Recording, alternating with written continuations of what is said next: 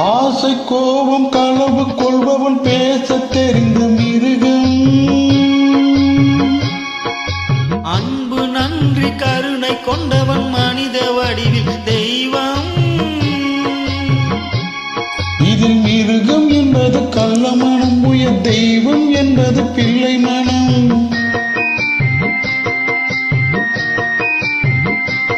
இந்த 6 கட்டளை அறிந்த மனது ஆண்டவன் வாழும் வெள்ளை மனம், ஆண்டவன் வாழும் வெள்ளை மனம். 6 மனமே 6, அந்த ஆண்டவன் கட்டளை 6.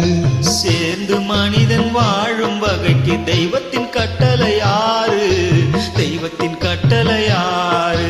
6 மனமே 6, அந்த ஆண்டவன்